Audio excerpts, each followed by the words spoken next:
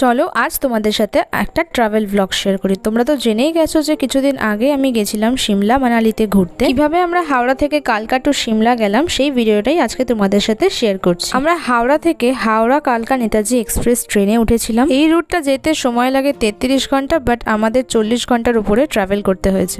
Basically আমরা যেই টাইমটায় গেছিলাম সেই টাইমে চলছিল কুম্ভ মেলা, অ্যান্ড আনফর্চুনেটলি আমরা প্রয়াগরাজ হয়েই যাচ্ছিলাম, অ্যান্ড আমাদের ট্রেনটা অলমোস্ট 8 ঘন্টা লেট ছিল। আর ট্রেনে তো আমার অবস্থা খুবই খারাপ ছিল, দেখে মনে হচ্ছে না লোকাল ট্রেনে ট্রাভেল করছি। অ্যান্ড দেন ফাইনালি 40 ঘন্টার উপর ট্রাভেল করে আমরা অ্যাট লাস্ট পৌঁছালাম কালকা স্টেশনে। এবার কালকা থেকে সিমলা যাওয়া একটা টয় ট্রেনের রুটও আছে, তো সেটার টিকিটও আমাদের প্রি বুক ছিল। আমরা তো খুবই এক্সাইটেড ছিলাম টয় ট্রেন চাপবো বলে, বাট ট্রেন এতটাই লেট হয়েছে যে টয় ট্রেন আগেই চলে গেছে। নেক্সট টয় ট্রেন অ্যাভেলেবেল ছিল 1.5 থেকে 2 ঘন্টা পর। সেই রিস্ক আমরা না নিয়ে গাড়ি করে সিমলা চলে গেছিলাম। অ্যান্ড কালকা থেকে সিমলার ডিস্টেন্সও প্রায় 100 কিলোমিটার মতো।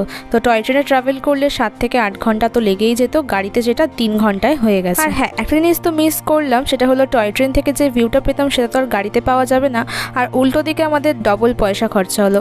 আর সত্যি কথা বলতে 40 ঘন্টার উপর ট্রাভেল করার পর 7 ঘন্টা টয় ট্রেনে থাকার মতো এনার্জি আমাদের ছিলও না। গাড়িতে করেও এই পাহাড়ি রাস্তার ভিউটা কিন্তু খুব ভালোই লাগছিল। তো তোমরাও একটু ভিউটা এনজয় করো।